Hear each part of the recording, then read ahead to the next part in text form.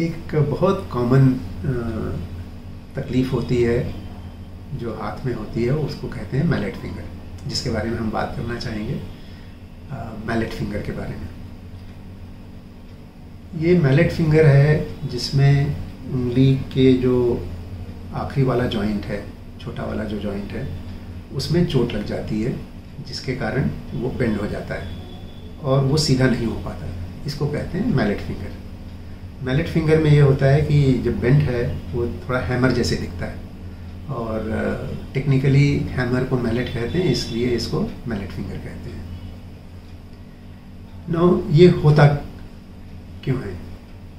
ये usually sports persons में होता है और यूजुअली जो वॉलीबॉल खेलते हैं या बॉल रिलेटेड कोई गेम खेलते हैं, बास्केटबॉल है, क्रिकेट में है, जब कैचिंग करते हैं तो ये इंजरी हो जाती है। ये सडनली फिंगर उंगली के ऊपर जब चोट लगती है तो बहुत सडनली बेंड हो जाने से इस जॉइंट के ऊपर चोट लग जाती है, जिसके कारण मैलेट फिंगर हो जाता है। ये स्पोर्ट्स इंजरी है और बहुत कॉमन है, नॉट वेरी रेयर। ये होता क्यों है? अंदर में क्या ऐसी तकलीफ होती है चोट लगने से जिसके कारण ये मैलेट फिंगर हो जाता है? ये इसके बारे में हमको जानकारी होनी चाहिए। ये स्किन के ऊपर कुछ दिखता नहीं है, ये अंदर में चोट लगती है जिसके कारण ये मैलेट फिंगर होता है। यूजुअली दो टाइप के प्रॉब्लम्स होते हैं। एक तो है जो एक्सटेंसर टेंडन कहते हैं, जो उंगली के पीछे एक एक्सटेंसर टेंडन होता है जो हमारी उंगली को ऊपर हिलाता है। ये जो टेंडन है उंगली में आखिरी वाले बोन के ऊपर जा करके फिक्स होता है। तो जब यदि टेंडन कट जाए यहाँ पर तो ये बेंड हो जाता है, क्योंकि उसमें जो सिस्टम है, जो ऊपर ले जाने का सिस्टम, वो कट जाता है। ये एक कारण है। दूसरा ये है कि यदि जो टेंडन यहाँ पर फिक्स होता है वो जो है बोन यहाँ से फ्रैक्चर हो जाए और बोन और टेंडन ऊपर चला जाए तो अगेन जो टेंडन जो है वो जॉइंट के ऊपर काम नहीं करेगा और बोन नीचे के नीचे टेढ़ी रह जाएगी। तो इसके कारण भी मैलेट फिंगर हो जाता है। सो ये दो कारण हैं, या तो टेंडन कट जाए या बोन फ्रैक्चर होकर के टेंडन के साथ में ऊपर चला जाए। सो ये दो कारण होते हैं जिसके कारण मैलेट फिंगर होता है। अब मैलेट फिंगर यदि मान लो हो जाता है तो उसको क्या करना चाहिए?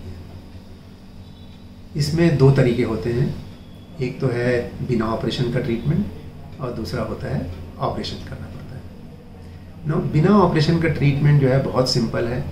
वो एक मैलेट फिंगर स्प्लिंट होती है जो ऊपर ऐसे करके उसको पोजीशन में फिक्स कर देती है और केवल आखिरी वाला जॉइंट उससे फिक्स हो जाता है। उसको बोलते हैं मैलेट फिंगर स्प्लिंट। वो प्लास्टिक का होता है और मार्केट में मिलता है और उसको डिज़ाइन किया जा सकता है।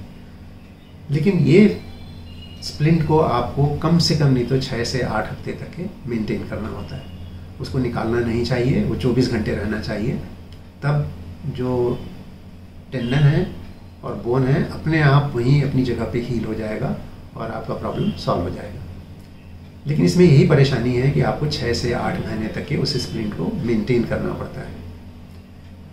उसके लिए आप बीच में हाथ वगैरह धोने के लिए निकाल सकते हैं, लेकिन उसका एक तरीका होता है निकालने का, वो आपको सीखना पड़ेगा। वो हम आपको सिखा सकते हैं जब आपकी कभी कोई तकलीफ हो तो एक है ये बिना ऑपरेशन का। दूसरा होता है ऑपरेशन करके इसको ठीक कर सकते हैं। उसमें क्या करते हैं कि वायर से इस उंगली को ऐसे फिक्स करते हैं कि जो टेंडन है आपस में मिल जाता है, जो दोनों एंड से मिल जाते हैं, या हड्डी जो एक टूटी हुई है वो मिल जाती है।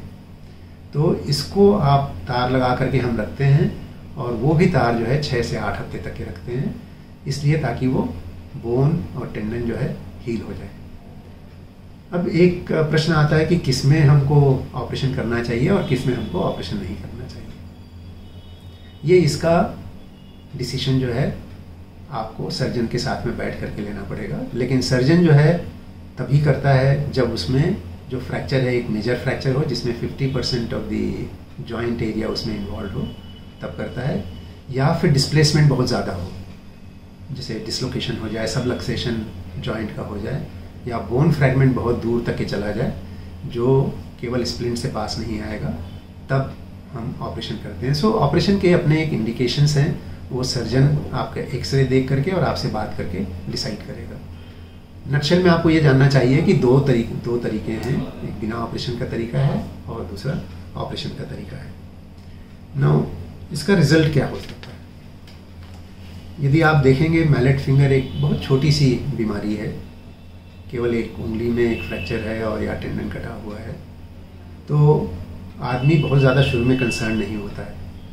लेकिन बाद में यदि मान लो मैलेट फिंगर ट्रीटमेंट नहीं होगा तो इसमें आपको परमानेंट डिफॉर्मिटी हो सकती है। इसलिए इसका इलाज जैसे ही आपको डिटेक्ट होता है, पहले दिन दूसरे दिन, तब इसको कराना चाहिए और इसका रिज़ल्ट बहुत अच्छा होता है।